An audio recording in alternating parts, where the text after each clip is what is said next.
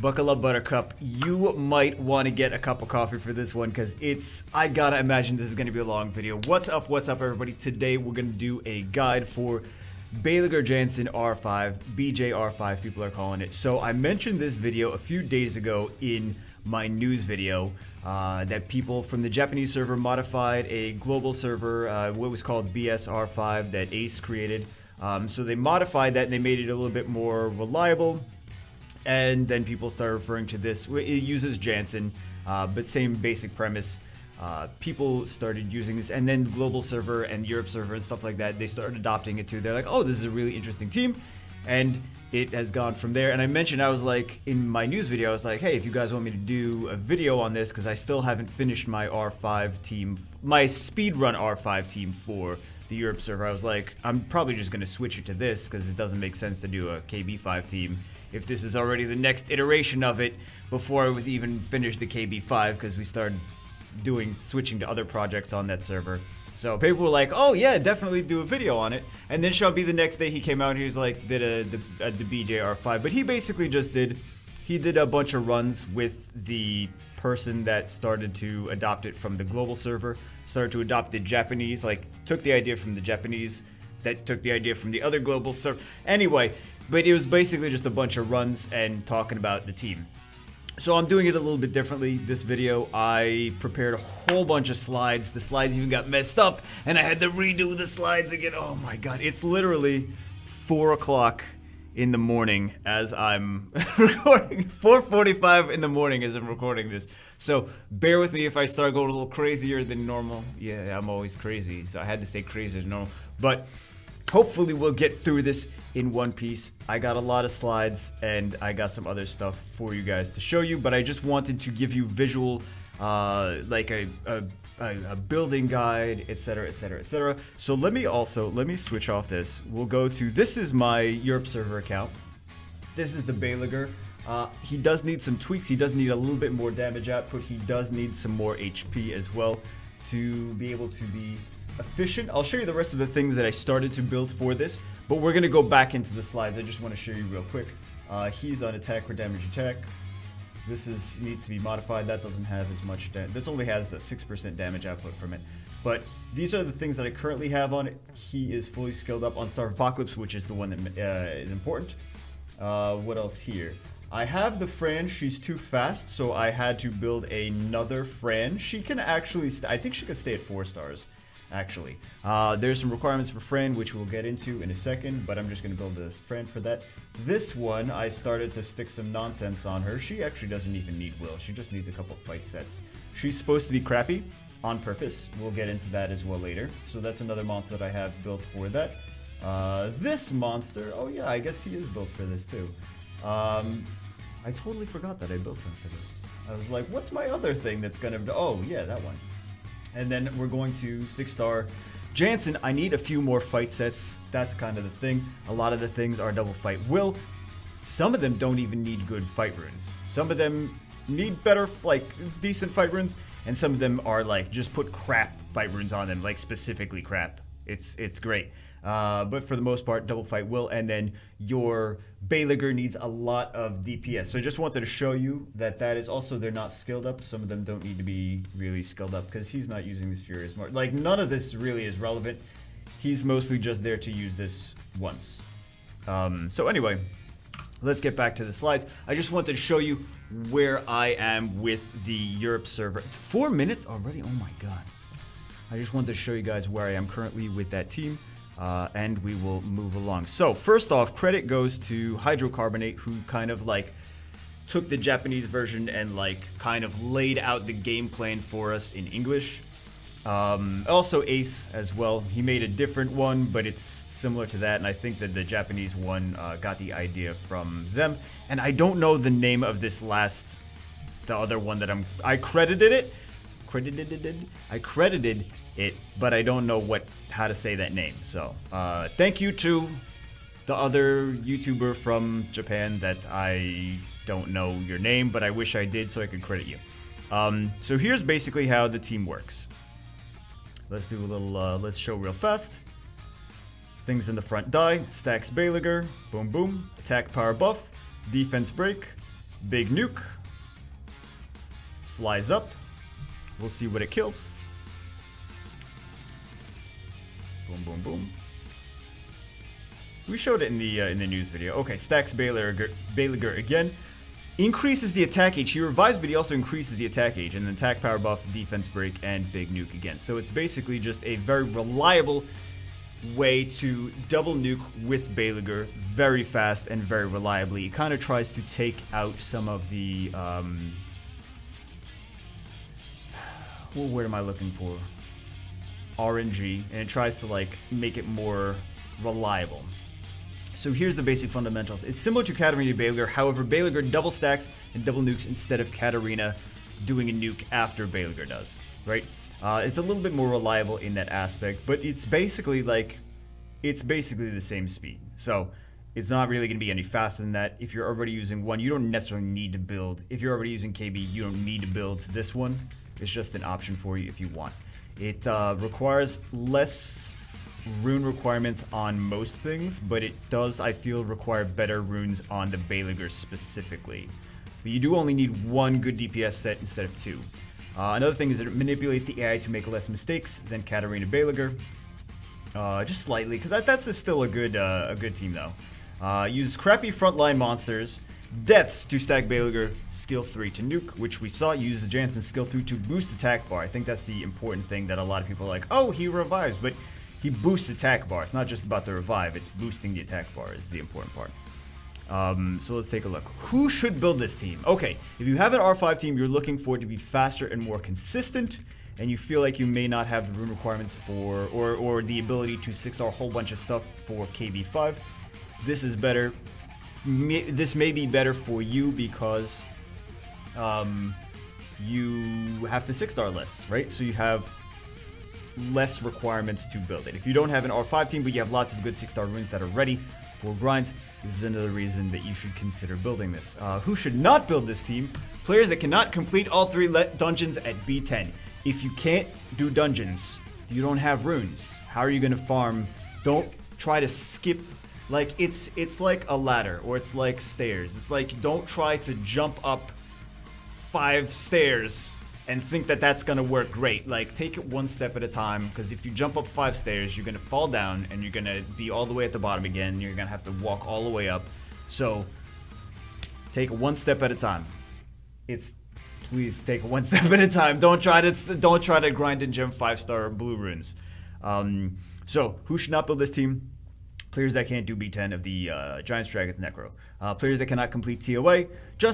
Not that TOA is a requirement for this, but just as a general rule of thumb, if you can't complete TOA, if you don't have the good enough runes for TOA, that's a big red flag to say, like, you need to go farm more runes.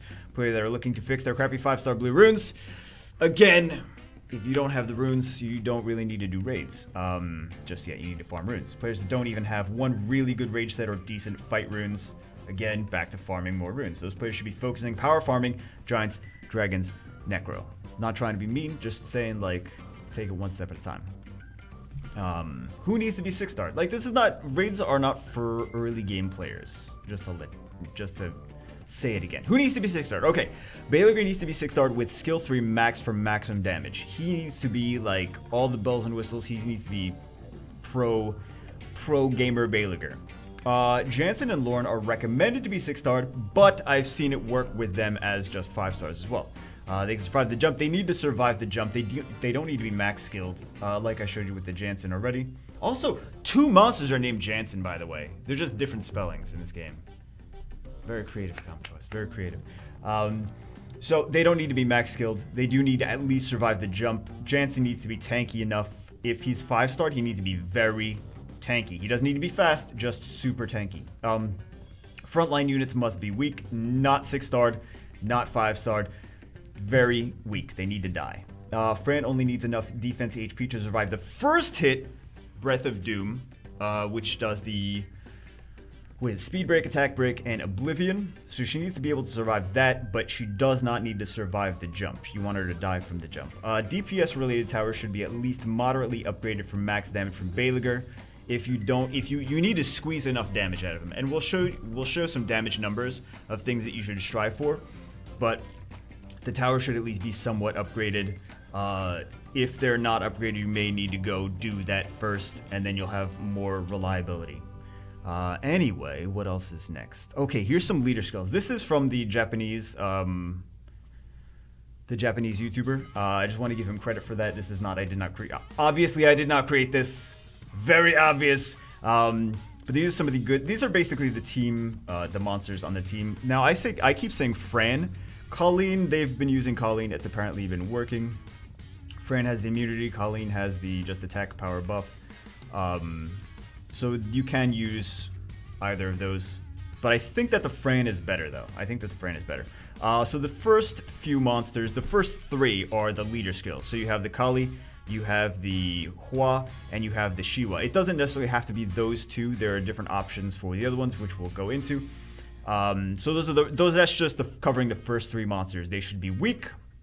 You only need one of those three, as long as the other people that you're raiding with have the other two. If you have Kali, the other one should have Shiwa and Hua, or a viable replacement for one of those, right? So crit rate lead and attack power lead.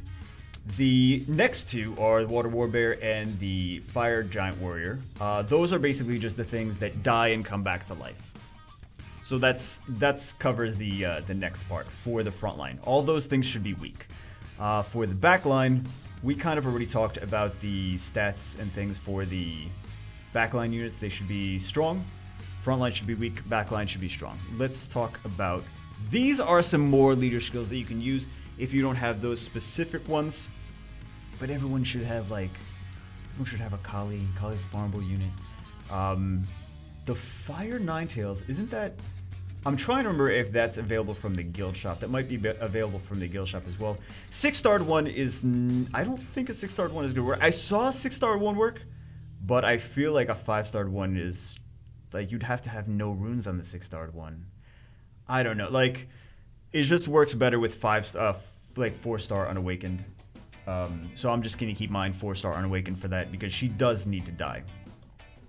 Also, Cassandra Soth, I stuck those in there. A lot of this is from Hydro. A lot of the list is from Hydrocarbonate. But I stuck a few other ones in there because I think the Cassandra's only 5% like, if you can't get a Shiwa, Cassandra might be good enough. Because she only has a 5% attack power, 5% less attack power leader skill than the Shiwa. Soth has 10% less. He's only got 30%, but it is still another fire leader skill. You can also use other attack power leader skills. The downside to some of these attack power leader skills, though, the strong attack power leader skills, is they're 5-stars, so they're nat 5s, so they have higher base stats than the other ones. So one of the benefits of having Shiwa or Cassandra is they do have a good leader skill, but they're also squishy and they're going to die. Whereas like the nat 5s have higher base stats, so you have to kind of keep them it's kind of harder to keep them squishy. So there is that to take into consideration, but these should all be things that work okay for leader skills. And then we're talking about some other leader skills. Fire Inferno has a 23% fire leader skill. And then also they were saying that the Wind Magic Knight is a 19% crit rate lead as well, so people like to use her for this team. Runes. Okay, so I think I already kind of covered this. One really good Rage will set for Baleygr. 2 decent double fight and will sets for Lauren and Janssen, because they do need to stay alive. 1 meh double fight and will set for Fran. She needs to survive the first blast but die in the jump, right? So he jumps and he kills her after that. 2 bad double fight will sets for the front line because they need to die. Leader skill doesn't need will. Self-reviver needs the will to stop the oblivion. And then here are some rune examples from the Japanese. Look at the first one. Look at the Janssen. The Janssen has double fight. He's 5-starred. He's not 6-starred. He's very slow, but he's very tanky. He needs to survive. He's very tanky. He has no skill ups. Well, not no skill ups, but he has like the very little skill ups. The skill ups are almost irrelevant for him. Now the Lauren, also, she is 6-starred here. She doesn't need to be 6-starred. It's recommended for her to be a 6-starred. Also, the Lauren can help if she's on crit damage with a decent amount of crit rate. She can provide a little bit of extra damage if you can't get the Baleygr beefy enough. She can provide a little bit of extra damage from her crit damage before the Baleygr does his damage. Just a little bit of fluff, right? And then we have the Baleygr there. That's a nice Baleygr. He's got a lot of damage output. Remember, there's 2 crit rate leader skills. There's no Wind Horus, right? There's no Wind Horus like the KB5 team. So the 2 crit rate leaders go. But look, all that DPS and also decent amount of HP on him too. So he's got a lot of stats. He's lacking on crit rate, but again, 2 crit rate leader skills. You have the like 19% from the Hua or the Lupinus, and then you have the 23% from one of the Fire Nat 3s. So that is what, 42%, if I remember correctly. So 42%. So it's 104. It's basically 104 with those 2 leader skills. The nice thing about this is it allows for extra fight sets in this. And then you have the, like, compared to KB5. And then you have the last one, the Colleen. Look at her stats. She's got enough HP to not die. She's also not skilled up either. That's the beautiful thing about it. She's not skilled up. She does have a little bit of HP so that she's 3-star though. It's crazy that she's 3-star, but she has enough HP to at least survive the first blast and not survive after he jumps, after the boss jumps. So that's important. And then everything has double fight will, as you can see. And then these 2 have terrible runes. They are not awakened. They are not 6-star. They are not anything. They are not skilled up. They are just there specifically to die. One is there to be a leader skill. The other one is there to die and self-revive. So let's take a look at the next one. Additional notes. Fran must be below. So this is notes from Hydro. Fran must be below 191 speed. Team fails when stats are incorrect or all 3 Lauren miss defense breaks. So apparently it does actually happen. It's rare, but it does happen. If there's other problems, the speed tuning might be wrong, or the stats might need to be tweaked. So that's really why that's the only reason that it fails. If your stats are right, then it shouldn't fail. It's mostly farmable. It's another benefit. If problems occur, try to analyze where they're coming from and adjust them. So it helps to like record it and then like play it back very slow and be like, what exactly is going wrong? So again, thank you to Hydrocarbonate, and I wish I knew what the Japanese person's name was, but thank you. So I want to make sure I give them all the credit. And then this is basically a step-by-step of what happens throughout the course of the whole run. 17. I was afraid it was gonna be like 45 minutes. We're only halfway done, but I was afraid. Baleygr, you're saying there's gonna be 45 minutes. No, we're not. We're more than halfway done. So step 1. What happens? The boss kills the frontline units, and then we stack Baleygr, right? So they die. He does his breath of whatever. They die. You see, they have the Oblivion, and they have the attack, power, break, and slow. Baleygr is stacked though, so Baleygr is fully stacked. He doesn't need like Kabezanoof and all that other stuff to keep giving him extra stacks. He's fully stacked just by them dying.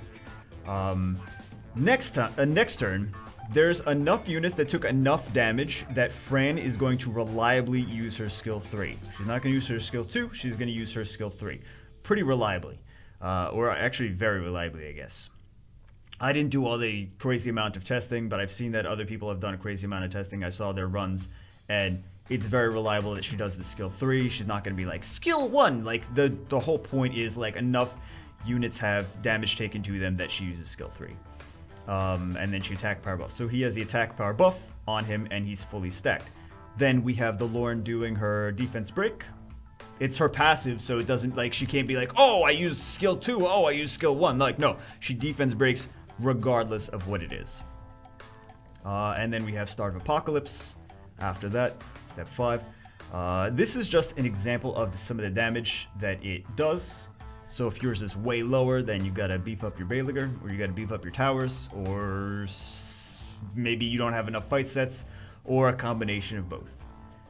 This is a handy little chart so that you guys can see the range. Like, the numbers at the top are the crit damage, and then the numbers at the going across the side, 1500, 1550, are the attack power. So not the total attack power, the plus attack power. So if you have plus 1500 attack power and 190 crit damage, then you might need to grind more Necropolis, because that's not enough attack power, that's not enough damage to be able to reliably do this. So you need to go back to the drawing board and beef up your Baleygr so he's stronger. On my alt, I think the one that I was showing you, excuse me, I think that I have some runes that I have to switch out, but I can get to the 1650, 240. So if you go to 1650 and 240, like you go to the cross section, it's 131, 295. So I do want it to be a little bit stronger than that, but it's kind of, but some of the runes can be grinded a little bit too. And then I don't think the slot 1 is maxed. So it's a good start, but I want it to be a little bit stronger than that. And then we'll also test it like in actual doing runs. As long as it's enough, then it should be fine. And also it depends on the strength of your, the strength of the people that are raiding with you. Like if they do a little bit more than you, or a little bit more than they need to, then it could make up for you doing a little bit less. But that's all of raiding. Anyway, so where were we? I knew I would get off track. Start of Apocalypse, he flies up. That's step 6.